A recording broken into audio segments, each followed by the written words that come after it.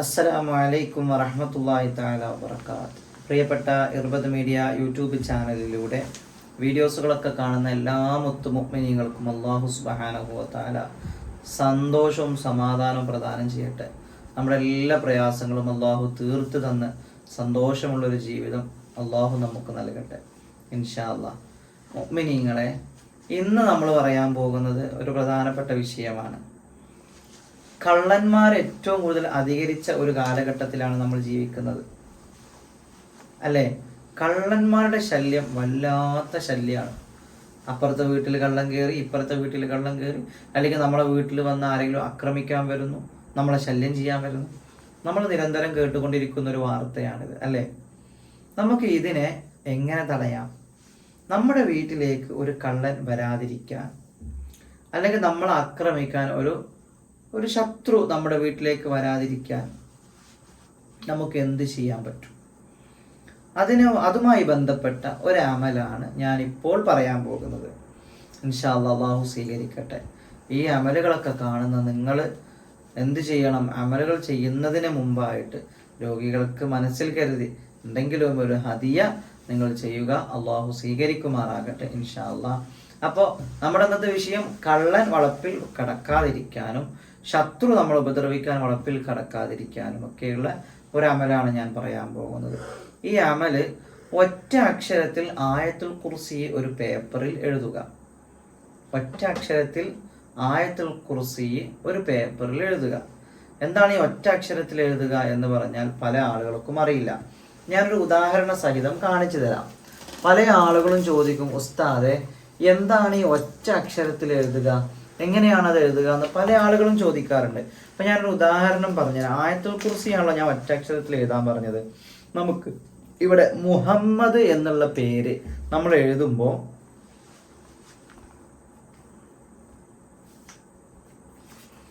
ഇത് മുഹമ്മദ് എന്ന് വായിക്കും, അല്ലേ? മുഹമ്മദ്. ചിലർ മുഹമ്മദ് എന്ന് ഇങ്ങനെ എഴുതും. ഞാൻ ഒന്നുകൂടി എഴുതാം. മുഹമ്മദ് ഇങ്ങനെയാണല്ലോ. ഇനി തിരിയാത്തവർ ഞാൻ വേറെ ഒരു പേര് എഴുതാം.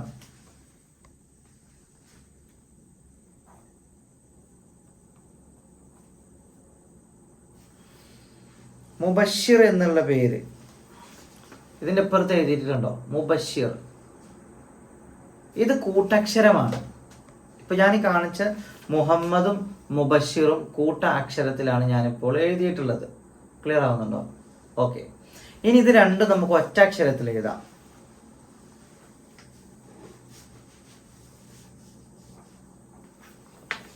നോക്കൂ നിങ്ങൾ, ഈ താഴെ എഴുതിയിരിക്കുന്നത് മുഹമ്മദ് എന്നാണ്. മീമ്, ഹാഹ്, മീമ്, ദാല്, മുഹമ്മദ്, അല്ലേ? ഇതുപോലെ മുബഷിർ ഒറ്റ അക്ഷരത്തിൽ എഴുതുമ്പോൾ മീമ്, ബാ, ഷീന്, റാ. നോക്കൂ നിങ്ങൾ, മുബഷിർ എന്നുള്ളത് എഴുതിയിരിക്കുന്നത് നോക്കൂ ഒറ്റ അക്ഷരത്തിൽ. കണ്ടോ? ഇതാണ് കൂട്ടക്ഷരവും ഒറ്റ അക്ഷരവും തമ്മിലുള്ള വ്യത്യാസം. അപ്പൊ ഇനി നിങ്ങൾ എന്ത് ചെയ്യണം? ആയത്തുൽ കുർസി നിങ്ങളോട് ഒറ്റ അക്ഷരത്തിൽ എഴുതാൻ പറഞ്ഞാൽ ആയത്തുൽ കുർസി നോക്കുക. അലിഫ്, ലാമ്, ലാമ്, ഹാഹ്, അല്ലാഹു, അല്ലേ? ലാ ഇലാഹ, ലാമ്, അലിഫ്, അങ്ങനെ ഓരോ അക്ഷരങ്ങളും സെപ്പറേറ്റ് എഴുതുന്നതിനാണ് ഒറ്റ അക്ഷരം എന്ന് പറയുന്നത്. അപ്പോൾ ഒറ്റ അക്ഷരത്തിൽ ആയത്തുൽ കുർസി എഴുതുക. അതിന് താഴെ ഞാനിവിടെ കൊടുക്കുന്നുണ്ട് ആ ഒരു ആയത്തുകൾ എന്ത് ചെയ്യുക? നിങ്ങൾ അതിന് താഴെ ചുറ്റുമായിട്ട് ഇങ്ങനെ എഴുതാം. എങ്ങനെ എഴുതണം? ചുറ്റുഭാഗത്ത് എഴുതണം.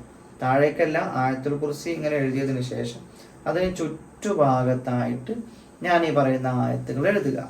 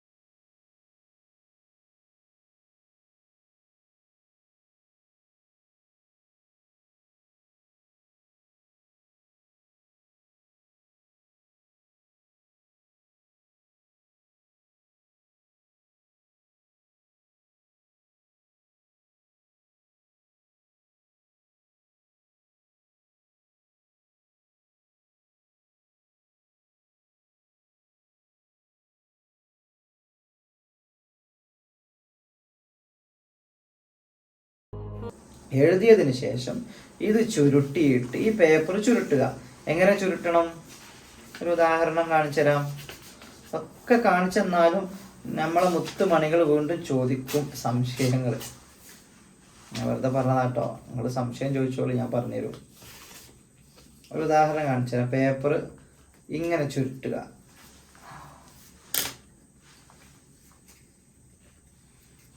കണ്ടോ നിങ്ങൾ?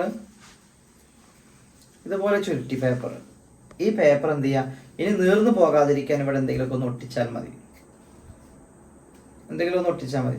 നല്ല പശ കൊണ്ട് ഒട്ടിക്കണം, അല്ലെങ്കിൽ മറ്റേ സ്റ്റാപ്ലെയറോ അല്ലെങ്കിൽ ടാപ്പ് ഇതിലെടുത്ത് ഒട്ടിക്കണം. എന്നിട്ട് എന്ത് ചെയ്യുക? ഇത് ഒരു കുപ്പിയിലിടുക. ആ കുപ്പിയിൽ മുളക് പൊടി നിറക്കുക.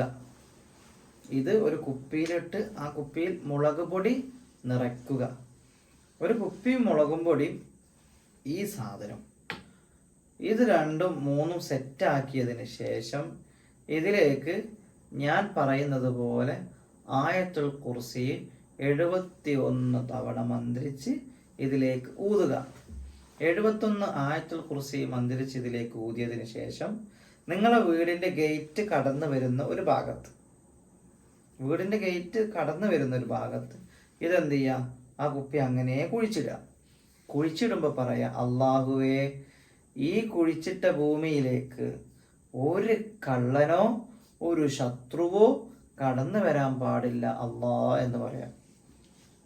മനസ്സിലായോ ഞാൻ പറയണത്? ഇത് പറഞ്ഞാൽ കുഴിച്ചിട്ടാൽ മതി.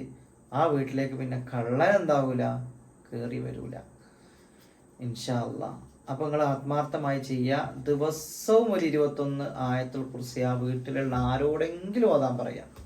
ആ വീട്ടിലുള്ള ആരോടെങ്കിലും ദിവസവും ഓരോ ആയത്തുൽ കുർസി ഓതാൻ പറയുക, ഇൻഷാ അള്ളാ.